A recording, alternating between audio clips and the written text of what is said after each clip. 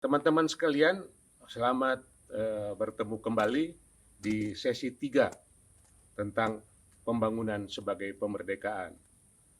Pada sesi 3 ini, saya akan mencoba sharing asal-usul kata pembangunan. Kata pembangunan keluar untuk pertama kalinya dari Presiden Amerika Serikat pasca Perang Dunia Kedua, yaitu oleh Presiden Harry Truman. Beliau mengajak negara-negara pemenang Perang Dunia Kedua untuk berpikir kira-kira apa namanya negara-negara yang selama ini menjadi jajahan bangsa Eropa, yang sekarang banyak yang sudah merdeka, seperti Indonesia memerdekakan diri tahun 1945, tepatnya 17 Agustus 1945. Akan dipanggil apa Indonesia? Yang dulunya dijajah Belanda katakanlah, atau Malaysia di bawah Inggris, maka lahirlah kata develop. Pertama adalah underdeveloped countries, ya, negara-negara yang tertinggal, terbelakang. Kemudian konsep ini dikoreksi, diperbaiki dengan istilah developing countries. Sampai sekarang status Indonesia, status negara-negara tropika, hampir semuanya kecuali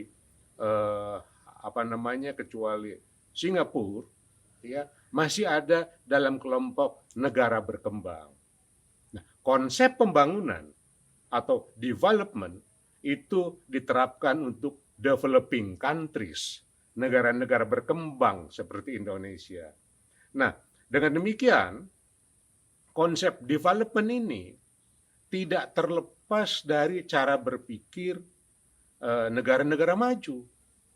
Mereka mengembangkan konsep teori, pemikiran yang disebarluaskan kepada kita semua, paling tidak selama 76 tahun ini.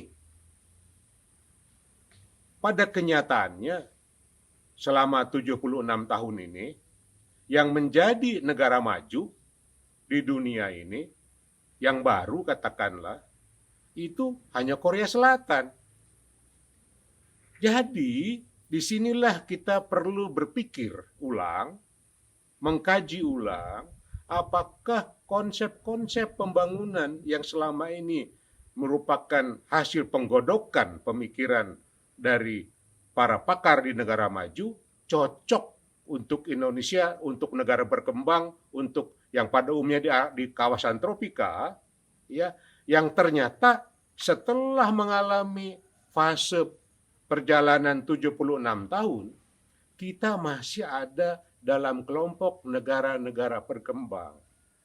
Yang lolos cuma satu negara selama itu, di luar Jepang di Asia, yaitu adalah Korea Selatan.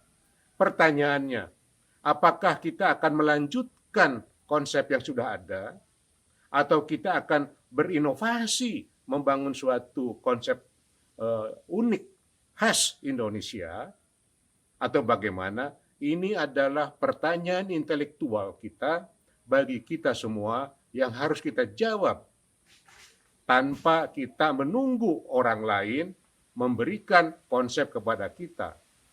Disinilah kaum intelektual Indonesia pada perayaan 76 tahun Indonesia Merdeka ditantang oleh keadaan, apakah kita akan tetap menjalankan metode yang sama, metodologi berpikir yang sama untuk mencapai tujuan-tujuan yang telah diamanahkan dalam Undang-Undang Dasar 1945.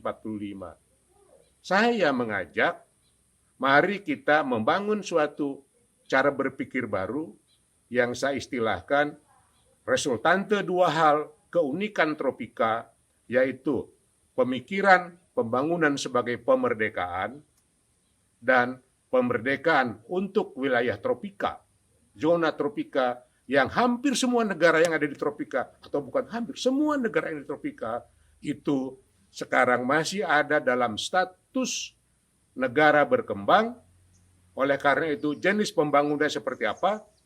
Demikianlah teman-teman sekalian, tantangan yang dihadapi oleh kita adalah kemampuan intelektual kita untuk berpikir lebih jauh lagi demi mewujudkan Indonesia 2045 pada saat perayaan 100 tahun Indonesia merdeka, kita sudah mencapai adil, makmur, dan tetap bersatu, merdeka, bersatu, berdaulat, adil, dan makmur.